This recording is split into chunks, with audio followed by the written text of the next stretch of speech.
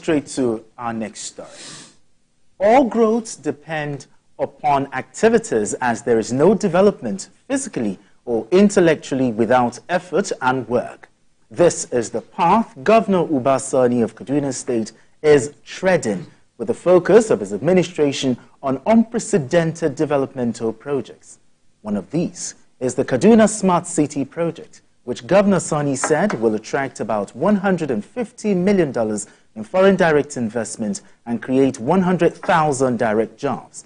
According to the governor, the project has already generated interest from private investors and is capable of creating indirect jobs for about 500,000 people. He also highlighted the partnership between the state and Google, which has trained 5,000 women in the digital economy. Now let's hear from Governor Sani.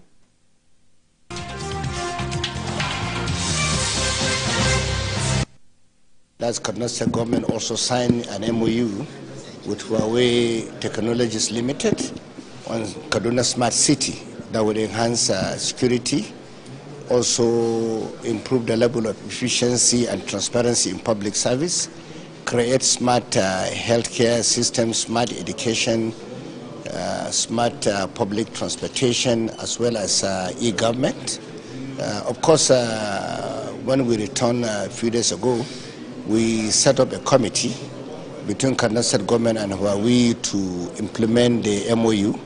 And of course, from the timeline, I have no doubt in my mind, in the next 2-3 weeks, we'll come up with details.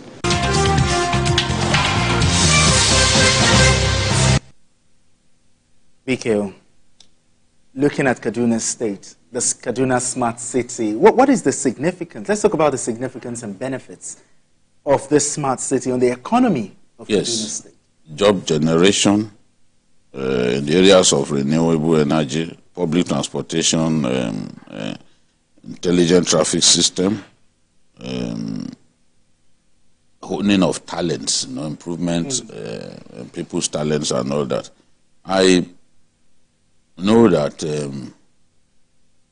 when the president was traveling to China, it was Governor Sani. He took Governor Sani with him along with other people. But look at what this governor has done.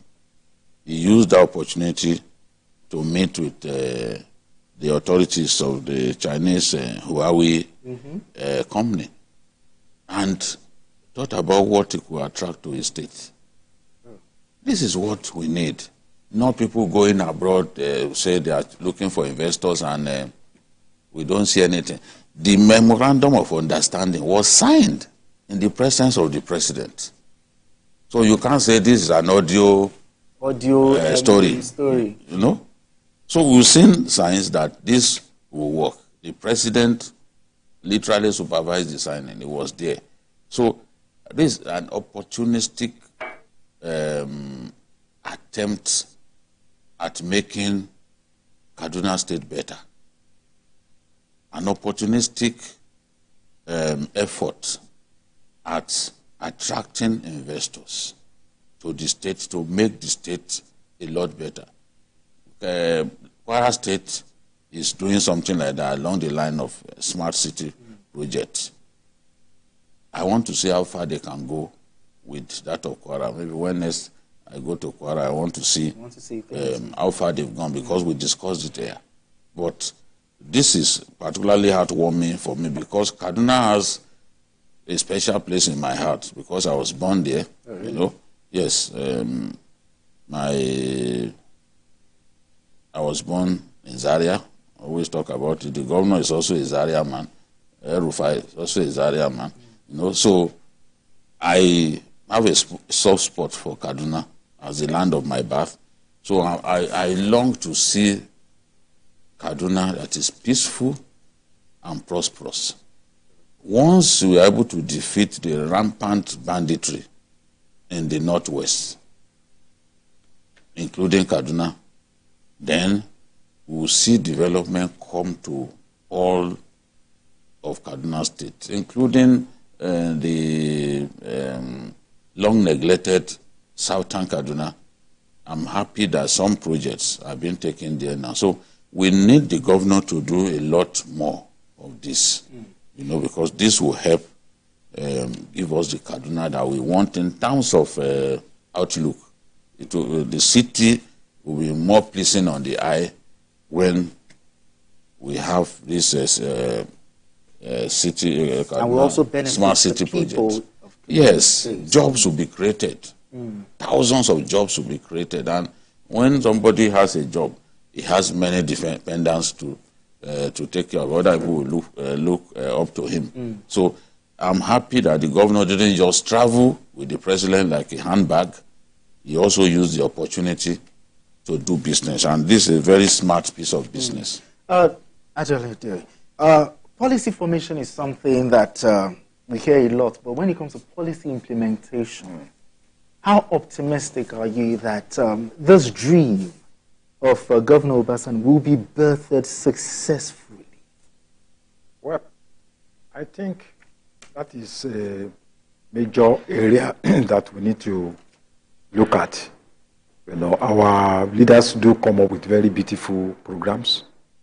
After some years, those programs, when you review them, they may not meet up to public expectation. But I think in this particular case, it appears to be different, because it still has about 3 years to spend, and the people organizing that is working with, there are people that are known all over the world. You know, the company that is partnering with Kaduna, you know, and this is not it's not the first time. I think about last year, quarter, you know, opened up 500,000 housing units, you know, also in this same Kaduna state. Okay. And this current governor was also pivotal, you know, to that project. So the fact of the matter is that it should inspire many of us that in spite of the security problems in Kaduna, in spite of the challenges, that we have people that are determined to overcome these challenges by coming up with programs and projects that are inspiring, you know, that serve as a kind of motivation to many of us. Housing is a major problem in Nigeria. In fact, Nigeria has one of the highest numbers of homeless people. The World Bank puts the figure at 24 million, you know, Nigerians that are homeless. They wake up every day, there's no place to put their heads. And there is a major problem. Even though many countries have similar problems, ours is the highest in Africa. So if you can come to the realization that housing is a fundamental problem, some of the most important issues that the government needs to address, then you have to give kudos to Kaduna State government. The project that was launched by Qatar was supposed to provide 500,000 housing units. So this is the second phase. Okay. And Kaduna has a population of 9 million. So if you are dealing with almost about 10% of that population providing housing, you know, for the population, I think that will be huge. I think I hope this will inspire other governors. Okay. You know, that's not just about, you know, building bridges and all that, but address issues that deal with the needs and aspirations. And I think housing is one of them. Now, BK, let's talk about attracting foreign direct investments. Lagos State continues to top the charts. There are Abuja, then Ekiti. Last year, not up to 20 states attracted foreign direct. Why is it so difficult for states in Nigeria to attract foreign direct investment? Is it that they don't believe in it, or they don't have the capacity? No, even the federal government is struggling to attract foreign direct investment. They get a lot of foreign portfolio investment, but foreign portfolio investments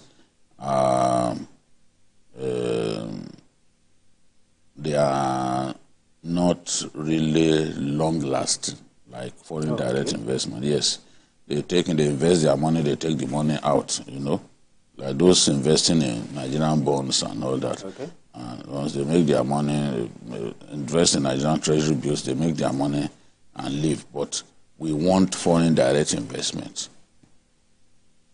MTN, for example, is an example of foreign direct investment. And MTN pays tax to our country that, putting many Nigerian banks together, they do not actually pay that much tax.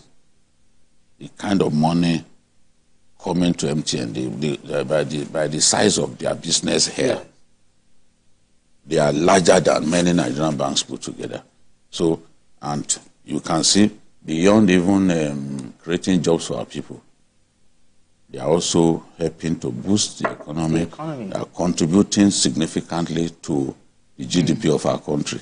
Okay. So we need foreign direct investments because they are long-lasting and they help to shore up they help you to make foreign exchange. You make a lot of money by way of foreign exchange. They generate employment. They also help you train manpower. Exactly. You know, a lot of people work with MTN today, or even Airtel. A lot of them today did not have the expertise that they now have. Sure. So that's why we need, if a big company were to come, maybe Toyota, it's okay, we are coming to set up shop in Nigeria. Okay. That's a lot of money for us as a country. That will also generate employment, and it will help stimulate the economy in many ways, because there are also other associated businesses that will come with it. Okay. So it's just like talking about telephoning. Okay. From telephoning, you see, even the idea of POS could never have happened without telephoning. Sure. People now are repairing phones. That's their own career now. They repair phones. Some are selling it. A lot of other associated businesses, you know, will spring up as a result. All right, let's move straight to our next story.